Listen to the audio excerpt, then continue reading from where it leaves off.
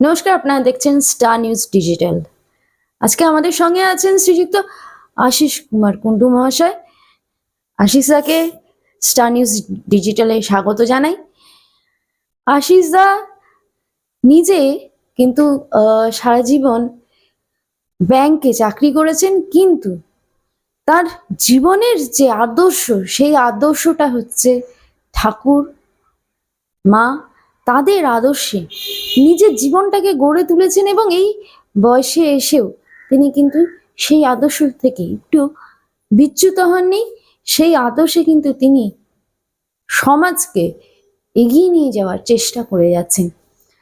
আশিস দা এতদিন ধরে, এতগুলো বছর ধরে তো সেই হিসাব নিকাশ করে গেছেন, কিন্তু জীবনের হিসাব নিকাশ করতে গিয়ে আপনি সবটাই ঠাকুর এবং মা শারদার আদর্শে সবটাই ঢেলে দিয়েছেন। কি বলবেন? সত্যি কথা বলতে কি, আমরা দুজনেই খুব ঠাকুর আর মায়ের প্রতি সবসময়ই আমরা তাদের কাছে ঋণী। কারণ আমি যখনই ঠাকুরের কোনো কিছু করি, আমাকে কিছু ভাবতে হয় না। আমি দেখি কি স্পিরিচুয়াল ইন্সপিরেশন আমাকে যেন সেই কাজটা করিয়ে দেয়।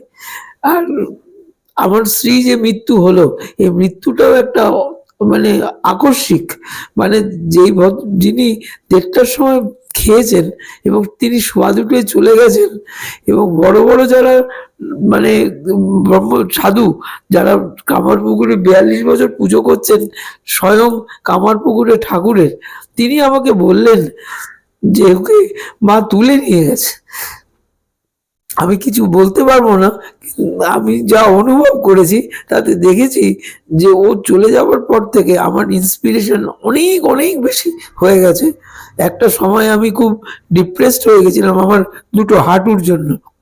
আমি খুব হিমালয়ে ঘুরতে ভালোবাসি। 2013 সালে যখন আমি কৈলাস ভ্রমণ করি, তারপর থেকে আমার হাঁটুর একটু প্রবলেম দেখা দেয়।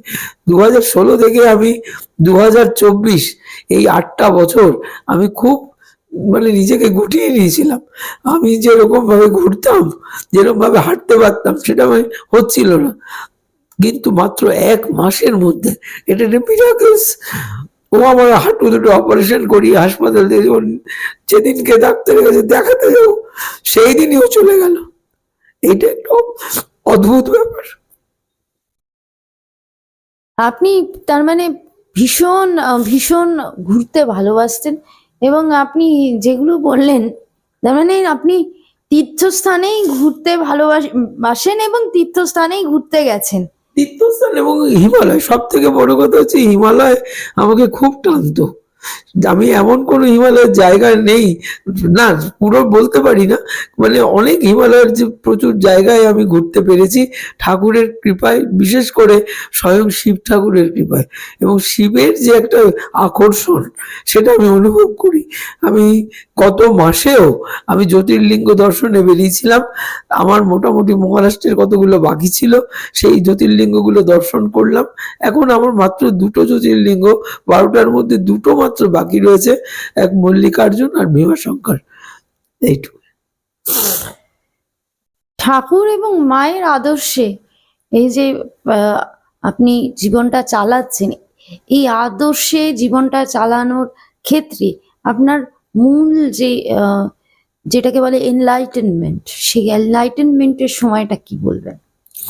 অ্যাকচুয়ালি আমি নিজে থেকে কিছু পরিকল্পনা করতেই পারি না। আমি হঠাৎ হঠাৎ দেখি এক একটা করে পরিকল্পনার জিনিস আমার চোখের সামনে ভেসে আসে। এই যে ব্যাপারগুলো, এইগুলো আমি কাউকে বোঝাতেও পারি না। কিন্তু আমি একটা সাধারণ ব্যক্তি। অনেকে মনে করে আমি বোধহয় অনেক অসাধারণ, আমি অনেক টাকা খরচা করছি, কিভাবে করি সেটা আমি নিজেও জানি না।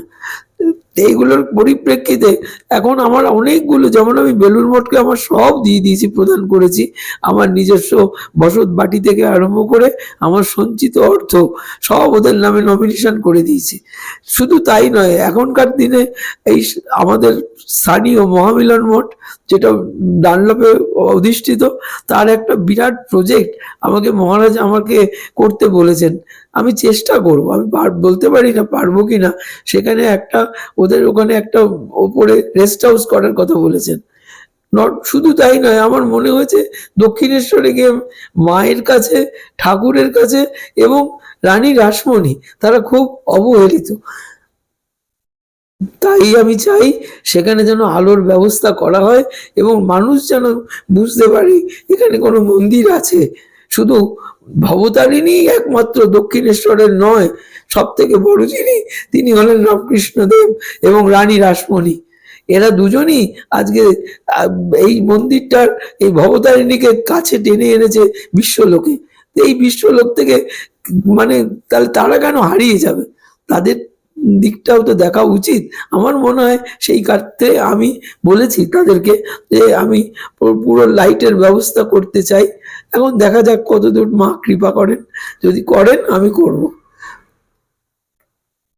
আপনি অ্যাম্বুলেন্সের একটা চিন্তা ভাবনা করেছেন, অ্যাম্বুলেন্স প্রদান করবেন, এবং আমরা প্রত্যেকেই জানি যে অ্যাম্বুলেন্স অত্যন্ত জরুরি পরিষেবা। বিশেষ করে যখন কারো বাড়িতে মেডিকেল ইমার্জেন্সি হয় তখন তাদের বাড়ির লোক অ্যাম্বুলেন্স পরিষেবাটা পাওয়ার জন্য বিভিন্ন জায়গা দৌড়াদৌড়ি করে। এইরকম একটি জরুরি পরিষেবা আপনি দেবেন বলেছেন, এবং দান করবেন। তো এই পরিষেবাটা করার ক্ষেত্রে আপনার এইরকম করতে চাইছেন কেন? লোকে তো অনেক কিছুই করে জরুরি পরিষেবার বলতে, হসপিটাল করে, নার্সিংহোম করে, কিন্তু অ্যাম্বুলেন্স। আমার মনে হয়েছে আমার নিজের মানে প্র্যাকটিক্যাল একটা ব্যাপারে আমি খুব হয়েছিলাম, কারণ আমার স্ত্রী যখন অসুস্থ হয়ে পড়ে তখন আমি অ্যাম্বুলেন্সের জন্য, তখন আমার জাস্ট 1 মাস হয়েছিল আমার পা অপারেশন হয়েছে, আমি প্রায় বেড রিটেনের মতোই। তো সেক্ষেত্রে আমি কোনো জায়গায় দৌড়োদৌড়ি করতে পারছিলাম না। তখন যারা এখানে আমার আশেপাশের পাড়ার প্রতিবেশী, তারা চেষ্টা চরিত্র করে অনেক কষ্টে একটা অ্যাম্বুলেন্স এনেছিল। ততক্ষণে ও এক্সপায়ার করে গেছে। তো এইসবেরই তাগিদে আমার মনে হয়েছে এইটা একটা ভাইটাল জিনিস এবং মানুষের জীবনযাত্রার ক্ষেত্রে এটা একটা দরকার। সেই জন্য আমি মনে করি যে অ্যাম্বুলেন্সটা খুবই প্রয়োজনীয়। একদমই, মানে আপনি আপনার স্ত্রীর শরীর খারাপের ক্ষেত্রে তার যেই সময় জরুরি পরিষেবাটা প্রয়োজন ছিল, অ্যাম্বুলেন্সটা প্রয়োজন ছিল, সে সময় যদি তিনি সঠিক সময় পেতেন তাহলে হয়তোবা তিনি আজও আমাদের মধ্যে থাকতেন। কিন্তু তার অনুপস্থিতি আপনার মনের তাগিদটাকে আরো যেন বাড়িয়ে দিচ্ছে। আপনি সেই তাগিদেই এই জরুরি অ্যাম্বুলেন্স পরিষেবা যাতে সমাজের বিভিন্ন স্তরের মানুষ পায়, তাদের বাড়িতে যাতে আর এই রকম অঘটন, শুধু অ্যাম্বুলেন্স পরিষেবাটা সঠিক সময় পাওয়া যায়নি বলে যাতে না ঘটে, এই রকম একটা সামাজিক একটা চেষ্টা আপনি চালিয়ে যাচ্ছেন, এবং অ্যাম্বুলেন্সটা আপনি দান করছেন। পুরোপুরি অ্যাম্বুলেন্স আমি পুরোপুরি ওদেরকে দান করব বলেছে। যাই হোক, গাড়িটা এবং ইয়েটা অ্যাপারেটাস হয়তো ওরা কিছুটা কিনে দেবে, আমি যতটা পারি সাহায্য করব, যতটুকু টাকাই লাগুক না কেন। কাকে দান করছেন? এটা আমরা বেহালা হিলিংটন ফাউন্ডেশনকে আমি দিচ্ছি, কারণ আমি ওনাদের কতগুলো অ্যাক্টিভিটিস এবং পেপার্স সমস্ত কিছু পড়েছি, এবং নট অনলি দ্যাট, সাইমালটেনিয়াসলি আমি নিজেও একটি এনজিও টাইপের করবার চেষ্টা করছি, যেখানে শিপ্রা কুন্ডু মেমোরিয়াল ট্রাস্ট বলে একটা অর্গানাইজেশন তৈরি হচ্ছে, যারা এইটার সাথেও যুক্ত থাকবে।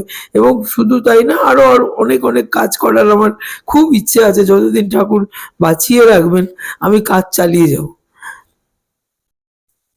এবং আপনি তো আরো সামাজিক কাজ আপনার মনের মধ্যে ঘুরপাক খাচ্ছে, এখন অবধি সেগুলোকে সাজিয়ে উঠতে পারেননি। মোটামুটি কি করতে চাইছেন আপনার? বিশেষ করে আপনার একটা জায়গা আছে যেখানে আপনি অনেক কিছু করার একটা তাগিদ, একটা প্রয়াস আছে আপনার। আমার একটা জমি পাওয়ার কথা ছিল, কিন্তু তারা ডিপ্রাইভ করেছে আমাকে নানান রকম ভাবে। কিন্তু যেহেতু মানে আমার স্ত্রী, তার বাবা তাকে এটা দান করে দিয়ে গেছেন কিন্তু লিখিত করেননি, সেই জন্য আমাকে অনেকটা উকিলের সাহায্য নিতে হচ্ছে। এখন আমি জানি না, নিশ্চয়ই আমি বিভিন্ন অ্যাঙ্গেল থেকে বিভিন্ন জায়গা থেকে তারা বলছে যে এটা পাওয়ার অধিকারী আপনি আছেন। শুধু তাই নয়, এটা আমি পেয়ে কিন্তু কোনো কমার্শিয়াল কিছু কাজ করার জন্য আমি কোটি কোটি টাকা রোজগার করব বলে নেব না। আমি একটি পয়সাও চাই না। আমি চাই ওখানে একটা ভালো কিছু হোক, ওখানে চাই যে মানুষের সেবা পাক, একটা প্যাথোলজিক্যাল সেন্টার, একটা ডক্টরস ক্লিনিক, এবং ওখানে একটা ল্যাবরেটরি, যাতে কম পয়সায় মানুষ ল্যাবরেটরি থেকে সাহায্য পেতে পারে। এবং এগুলো সব বিভিন্ন অর্গানাইজেশনের মধ্যে দিয়ে এগিয়ে এসছে, যেমন প্যাথল্যাব ফাউন্ডেশন, ওরাও বলে দিয়েছে আপনি করুন, আমরা আছি। আপনি তো ইদানিং সময়ে দেহদান করেছেন এবং চক্ষুদানও করেছেন। তো এই যে দেহদান কিংবা চক্ষুদান, এটাতে কিন্তু আমরা যতই এগিয়ে যাই, যুগ যতই এগিয়ে যাক, বিজ্ঞানের যতই, প্রযুক্তির যতই অগ্রগতি হোক না কেন, মানুষের মন কিন্তু এখনো ততোধিক এগোয়নি। মানুষ কিন্তু এখনো একটা দ্বিধাগ্রস্ত, একটা অন্ধকারগ্রস্ত একটা জায়গায় আছে, যেখানে তাদের খালি মনে হয় আমি আমার চোখটাকে দান করে দেব, আমি আমার দেহটাকে দান করে দেব। কিন্তু মানুষ তো মারা গেলে হয় সে কবরে মাটিতে মিশিয়ে যাবে, নয়তো পুড়ে ছাই হয়ে যাবে, তার দেহাবশেষ তো কিছু থাকবে না। কিন্তু তার চোখ দিয়ে আর একজন সে এই পৃথিবীটাকে দেখতে পাবে, তার হৃদয় দিয়ে আর একজন এই পৃথিবীর বুকে বেঁচে থাকবে। তার বিভিন্ন অঙ্গ প্রত্যঙ্গ, অন্যান্য বিভিন্ন, বিশেষ করে মেডিকেল স্টুডেন্টদের কাজে ব্যবহার হবে। স্টুডেন্টরা শিক্ষিত হবে, তারা ভালো ডাক্তার তৈরি হবে, সমাজের কাজে তারা লাগবে। এইরকম একটা চিন্তা ভাবনা করে আপনি চক্ষুদান এবং দেহদান দুটোই করেছেন। যদি কিছু বলেন আমাদের দর্শকদের, স্টার নিউজ ডিজিটালের দর্শকদের, যাতে তারা আরো উদ্বুদ্ধ হতে পারে, তারাও যাতে এগিয়ে আসতে পারে চক্ষুদান, দেহদান এইসব কার্য করাতে। কারণ শেষ হয়ে গেলে তো সবটাই শেষ, কেউ মাটিতে মিশে, মাটির সাথে মিশে যাবে, কেউ ছাই হয়ে যাবে, কিছুই পড়ে থাকবে না। তবু পৃথিবীতে কেউ তো আপনার চোখ, আপনার হৃদয়, আপনার লিভার, আপনার কিডনি নিয়ে কেউ না কেউ তো বেঁচে থাকবে। এটা সব থেকে বড় দান। এই যে দেহ দান কিংবা চক্ষু দান, এই যে কত বড় প্রয়াস, এই যে কত বড় আমার মনে হয় খুব ছোটবেলা থেকেই এগুলো যদি স্কুলে একটু গাইডেন্স দেওয়া হয়, যে আমাদের এই যে একটা মনের মধ্যে যে আমাদের একটা সুপার স্টেশন, যে আমার দেহটা যদি আমি মৃত্যুর আগে কোথাও দিয়ে দিই, বা কোনোভাবে যদি আমার মানে দেহটাকে কাটাছেঁড়া করে, কিন্তু এটার যে কত উপকারিতা এবং এটা নিয়ে যে মানুষ কত গবেষণা করে, এটা তো বোঝানো উচিত। কারণ এটা আমাদের শিক্ষার অভাব। আজকে একটা চক্ষুদান একটা সাধারণ জিনিস, সেইটাতেও আমরা কেউ এগিয়ে আসতে পারি না। কিন্তু কেন? আজকে ভাবুন তো, যার মানে একটা চোখ দুটো নষ্ট, সে যে এই যে এত সুন্দর পৃথিবী, এই পৃথিবীর এতটুকু আলো দেখতে পায় না, তাহলে সেটা তার কাছে কত চরম একটা মানে মানে কষ্ট। এটা তো মানুষের একটু অনুভব করা উচিত আমার মনে হয়। আমি এই অনুভবের মানে তাগিদে আমার মনে হয়েছে যে দেহটাকে শুধু শুধু পুড়িয়ে দেব কেন, এবং এই পুড়িয়ে দেওয়ার তো পিছনে তো কোনো রকম আমার কিছু নেই, বরং আমি অনেকের সহায়তা পেয়েছি। এমনকি আমি নাম বলতে দ্বিধাবোধ করবো না, আমি একটা দিনের মধ্যে আমি ফর্ম ফিল আপ করে আমি আরজি করের সুপারিনটেন্ডেন্ট তাপস মজুমদারকে আমি বলবো, ইনি একজন প্রচন্ড ভালো ব্যক্তি এবং উনি আমার সাথে বন্ধুত্ব সুলভ ব্যবহার করেছেন। উনি যদিও 30শে মার্চ উনি রিটায়ার করে যাবেন, কিন্তু ওনার সাথে আমার সম্পর্ক এখন ফ্যামিলিগত মতো। তিনি আমাকে বলেছেন আপনি একটা মহান কাজ করলেন। তো এই যে মহান কাজটা করলাম, আমি যে আমার জীবদ্দশায় এই যে কথাটা শুনতে পেলাম, এটা কি কোনো মানুষের মনে ইচ্ছে করে না যে আমাকেও বলুক? এটা তো প্রত্যেকটা মানুষের বিবেকে লাগা উচিত যে আমি কেন বোড়াবো জিনিসটাকে।